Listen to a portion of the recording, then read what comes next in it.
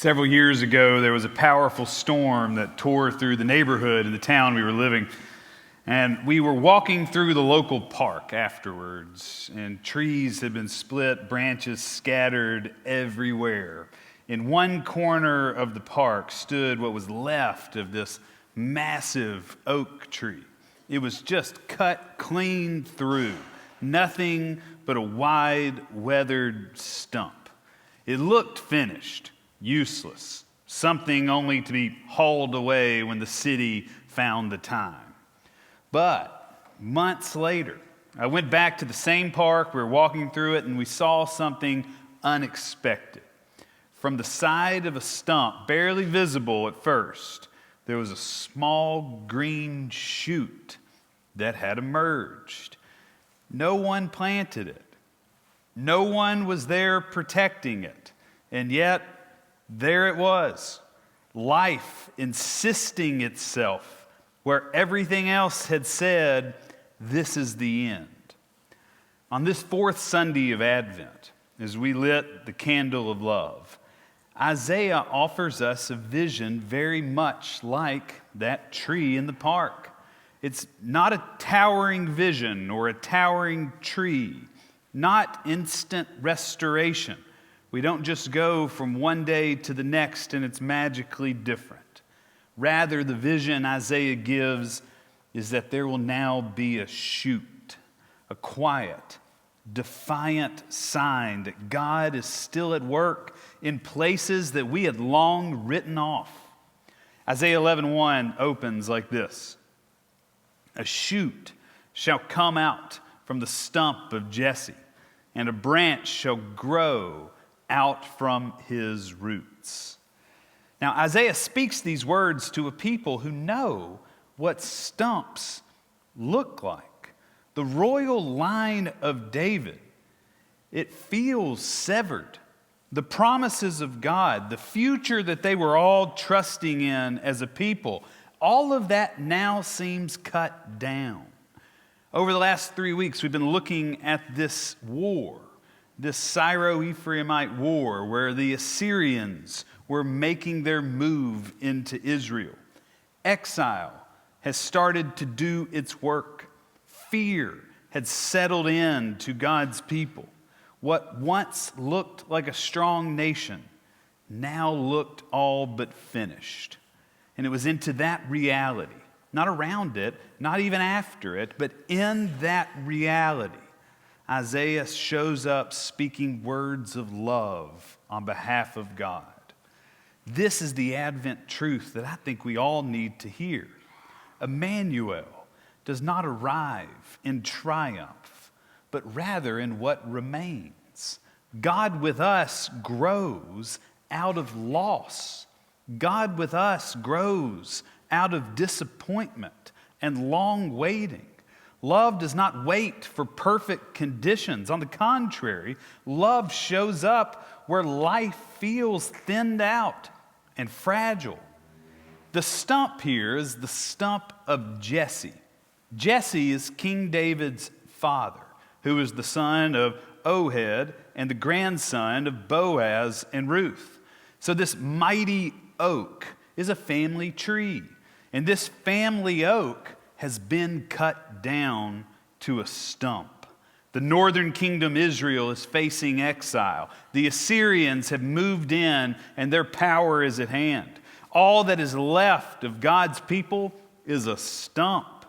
Israel looks finished, useless, something only to be hauled away when the Assyrians find the time. Many of us come to Christmas carrying stumps of our own. Grief that hasn't loosened its grip and it doesn't feel like it's going to. Dreams that end abruptly. Relationships that failed or never healed. Faith that feels quieter than it once did. Isaiah doesn't deny any of that for anybody.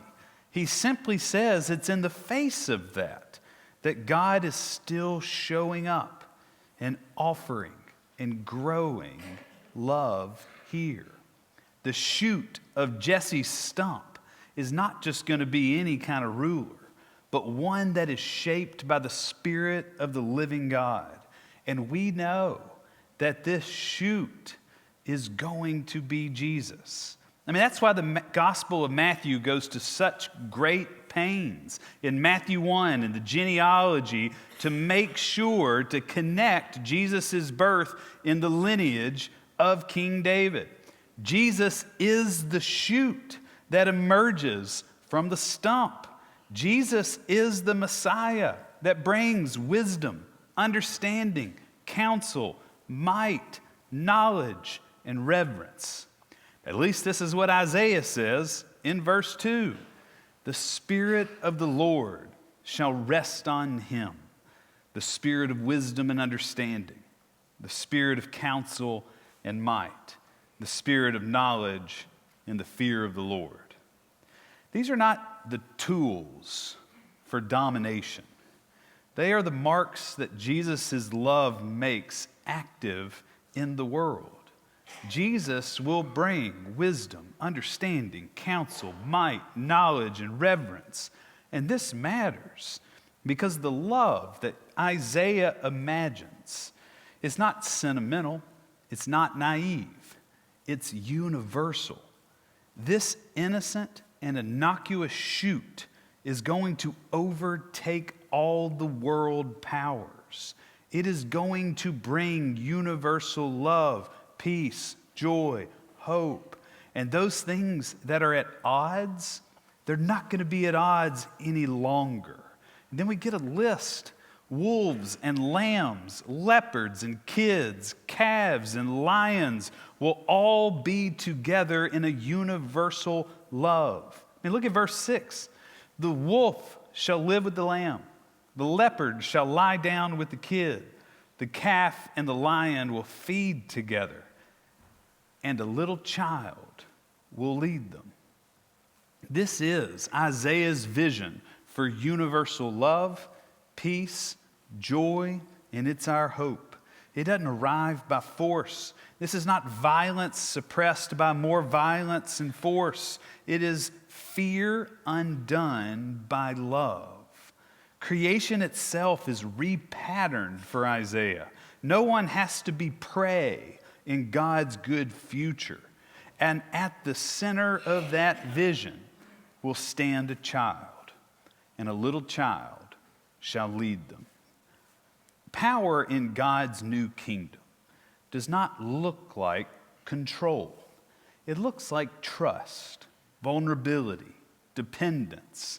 Emmanuel arrives not armored, but held.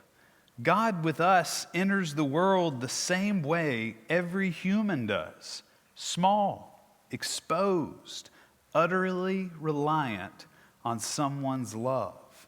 Isaiah goes on to say that this ruler will judge with righteousness and decide with equity for the meek of the earth.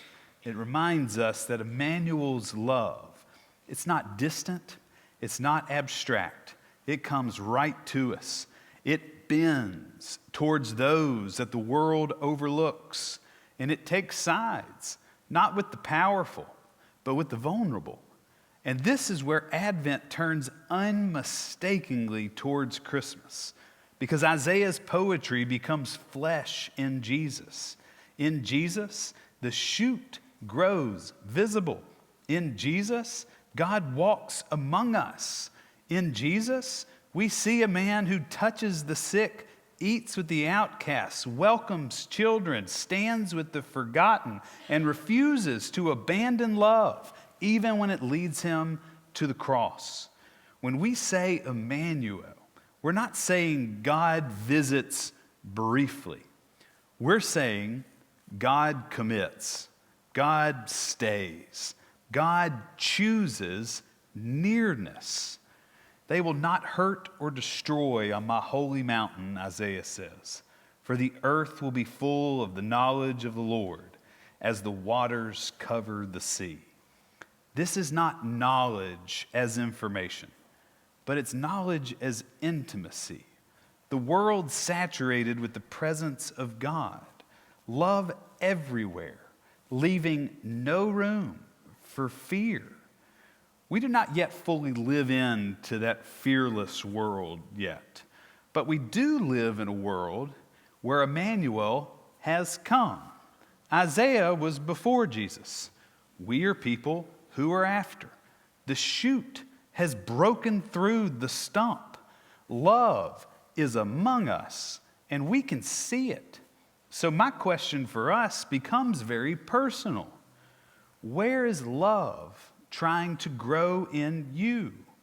Where are we being invited to trust that God is still at work, even in places that feel cut down? If Emmanuel means God with us, which it does, then love with us must be love made visible. Isaiah's vision did not ask us to create a perfect world before Christmas gets here. It asks us to notice where love is already trying to grow. And we need to tend to the shoot. That's our job. We are to see, share, practice, and embody Emmanuel's love. It requires all four of those responses: to see, share, practice, and embody. And here's what that looks like. When we see this love, when we slow down enough to notice what is small and easily overlooked, we pay attention to the quiet acts of kindness, like a moment of patience, a conversation that doesn't rush too quickly to fix, but chooses to listen. Emmanuel is not often loud. Love grows like a shoot, noticed only by those who are looking closely enough and long enough over time. When we share this love, we choose presence over productivity. When we put the phone down, this one's hard, when we really sit with someone, when we show up for a hard conversation instead of avoiding it, love with us emerges. And what that means is that we are not alone. We are not by ourselves, but we are with someone. Love is shared next to another. And then, if you're that person offering love, stay long enough for love to be felt by the other. Don't rush too quickly. When we practice this love, we move towards those who feel that they've been pushed to the margins of people's lives. Maybe when you practice God with us kind of love, Emmanuel, you're able to help an aging parent, a grieving friend, a neighbor who feels invisible, a stranger who needs dignity more than advice.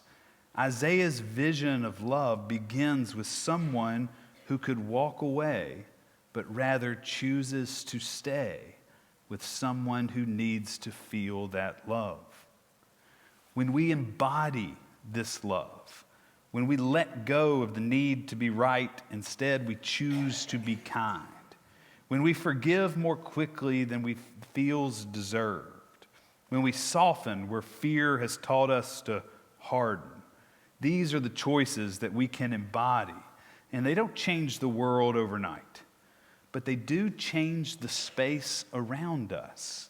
When we all choose to embody love, Emmanuel's kingdom will grow right there and then spread over there, and it continues to move and grow around us. And sometimes the most faithful place to see and to share and to practice and to embody this love is within ourselves. We have to be people who truly trust that God is still growing love in us, because there are places in us that have long since felt cut down. We need to be people who receive where we have been withholding love from ourselves.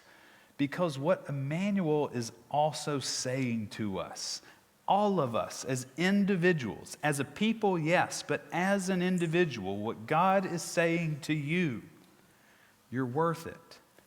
You've always been worth God's love. And isn't that the most complete thought when you wrap your mind around this concept of Emmanuel? Emmanuel, God comes to us.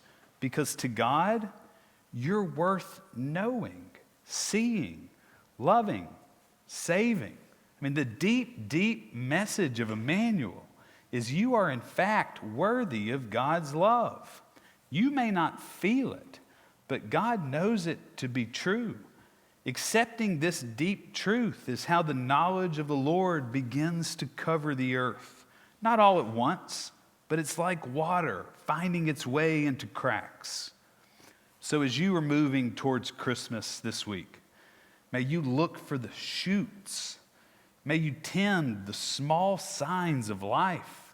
May you trust that love is already with you and among you. And may you choose again and again to let that love move through you onto others.